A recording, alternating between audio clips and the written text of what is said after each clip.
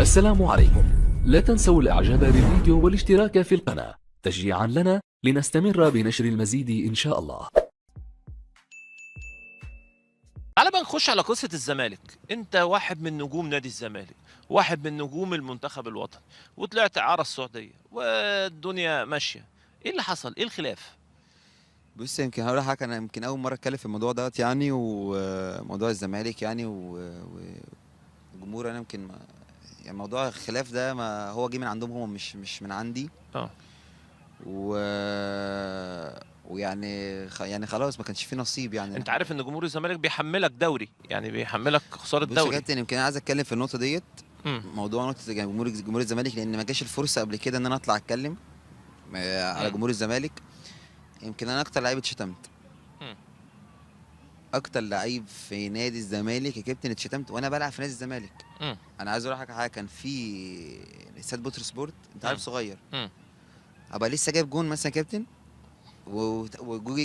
جه جون فينا واحد واحد، الاقي الناس من هنا والناس من هنا، راح طب ليه؟ اجري بقى يا عم، مش عارف يا ابني ايه، اجري يا ابني، طب ليه؟ مش عايز تلعب اطلع بره. هو كانوا من ضمن جمهور امم كذا ماتش، كذا ماتش ورا بعض يعني. امم هو لسه جايب جون. امم فما يعني كنت بستحمل كتير ايه يعني، مفيش السبب؟ مشكله. يعني ايه اللي يخلي؟ ما اعرفش. اه ممكن مثلا مش شايفين ان انا بجري، شايفيني بس اه يعني حسب سير اللعب. فكانوا كتير غير بقى طبعا يعني. يعني كان مشاكل كتير طبعا، كان مع رئيس النادي يعني. يمكن امم يعني كان مشاكل كتير مع جدا. المستشار المرتضى. كان كتير جدا، ما كانش اه اصلا في حاجات ما حدش يعرفها. طب ايه هي؟ المشاكل كان على طول. انا مشكلتي كلها كان معاه هو كان بيبقى واقف مثلا واللعيبه كلنا مع بعض، الكاميرات كلها موجوده ويتكلم عليا في اي حاجه. يعني اه عايز اقول حاجه، هو لازم اسم كراوي في اي حاجه، مع مم. اني عارف يا كابتن لما ادخله لوحدي يعمل لي نفسي فيه. بس انت كنت بتقول له يا بابا فعلا وكانت العلاقة حميمة. طبعا.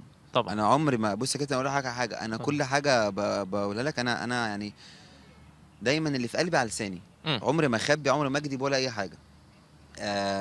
كان بيساعدنا يعني. اقول لك اه حاجه في ماتشات كتير، نبقى نكسب، اه تاني يوم يبقى المفروض المكافأة فهو يجي. امم بدل مثلا كنا بناخد مثلا سي 2، اقول له عشان خاطر خليها مثلا 10 قدام امم اللعيبه كلها. امم تمام، خلاص 10. امم وكمان خصوصا السنه اللي فاتت ديت يعني، حتى امير لما كان موجود بصراحه يعني برضو يعني انت كان علاقتك بيه كويسة. كان علاقتي كويسه.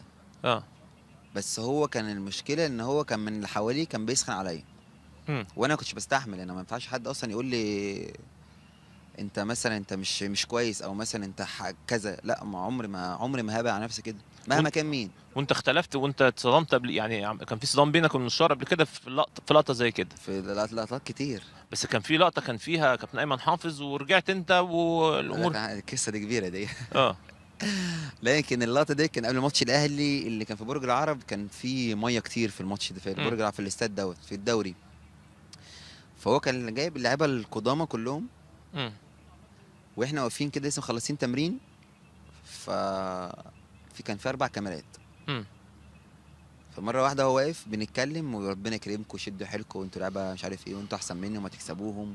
جايب لكم اللعيبه الكبيره، النجوم بتوعنا بتوع الزمالك الاساطير. رحمنا بيهم وسلمنا عليهم. وانا واقف، حتى كابتن عبد الواحد السيد كان واقف جنبي، امم كانش واقف معاهم هناك. فقال لي انا هقف معاكم عشان انا لعيب معاكم صغير. فقعدنا نهزر كده وهو بيتكلم. فقال لي وانت بقى يا عم كهربا كده، وانت يا عم كهربا لو حد في الماتش شتمك بقى بامك وقال لك مش عارف انت بتكلم مين، ولا شتمك بابوك، اوعى بقى تتجنن لي وتتعفرت وتعمل لي والحاجات بتاعتك ديت.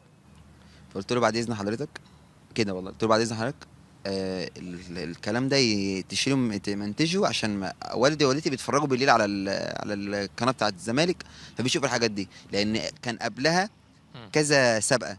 امم فانا عندي والدي ووالدتي دول اهم حاجه، انا مش عايزهم يعني ما يسمعوا عني اي كلام اي كلام. طبيعي. فالمهم راح قال لي انت هتشوح لي مش عارف ايه. من هنا بقى قلت له بقى لا، انا اشوح لك وكذا كذا كذا كذا، وراح سبته. امم راح مشيت، قال لك هاتوه هاتوه مش عارف ايه وكده. طب وايه دخل كابتن ايمن حافظ في الموضوع ما انا اقول فعلا؟ لك اهو.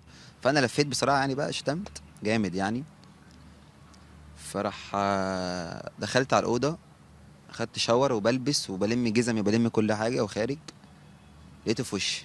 امم قال لي انت تروح فين؟ مش هسيبك. قال لي تعالى اطلع عمك، راح مسكني بايدي، قلت له معاك في اي حته، شوف عايز توديني فين يعني. طبعا كل اللعيبه ده بصراحه. كابتن ايمن حافظ ده المستشار مرتضى. مرتضى. اه. فبعدها راح مسكني بايديا كده، قلت له معاك في اي حاجه. فهو انا مسكني بايديا بطلع التليفون بكلم مين؟ اه.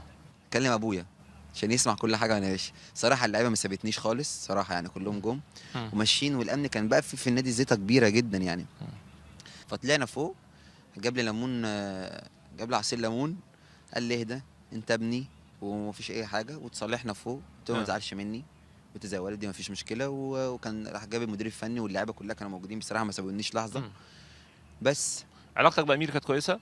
علاقتي كانت بيه كويسه جدا. وامير كويسه؟ ايوه علاقتي كانت بامير كويسه جدا. بس انت مش العقد ده مش مظبوط يعني، انت ما مضيتش عليه. انا مش عايز تفاصيله يعني، انا عايز ان انت يعني هو ده كان سبب رحيلك. لا انا طبعا العادي سبب رحيلي يعني، انا اه. كنت انا بس انا ما يعني هم الاربع سنين اللي كنت ماضيهم. اه لكن انت مضيتهم. لا الاربع سنين كنت ماضيهم اه بس 2015. لكن العقد ده انت مش ماضي عليه. لا. اه. ف فبس يعني موضوع العادي ده وانت قعدت مع اداره الزمالك قلت لهم يجددوا لك العقد وكنت هتستمر. ده انا قعدت يا كابتن من شهر 12. اه. شهر 12 قعدوا معايا اتكلموا معايا، قلت لهم ماشي، انا عادي السنه دي 1,900,000 جنيه مم. او 2,200,000، انا مش فاكر يعني، اصلا انا ما كنتش باخد فلوس مم. يعني، ما كنتش باخد الرقم وفي نفس اللحظه هم طلعوا قالوا ان انا ببص لرزق زمايلي. لا انا الحمد لله ربنا كرمني الحمد لله، وطلعت الحمد لله انت عرضت كام على الزمالك في التوقيت ده؟ هقول لك طلعت عارضين السعوديه ودخلت لهم 84 مليون ولا 85 مليون للنادي. وكان لسه في يعني حاجه، فقلت له ماشي. وخدت انت قدهم. فانا يا كابتن ما ببصش على انا زمايلي ده، انا والله العظيم كلهم كنت بساعدهم يعني، اخواتي يعني انا. فما فيش مشكله بيني وبينه. فطلع قال لك لا انت بتبص على رزق. قلت له انا مش طالب اعلى من حد ولا ابقى زي حد، انا ماليش دعوه، بس انا عايز قد كذا. قد كذا كنت طالب كام؟ اعلى واحد في الزمالك. قلت له لا، انا قلت له عايز 20 مليون في السنه. مم. مم. فراح قال لي طب بعد لما ناخد افريقيا حاضر. مم. قلت له خلي بالك شهر واحد اللي جاي هيجي لك جواب ان انا هدخل الست شهور الفري. مم. ما سالوش بقى خلاص فيا. مم.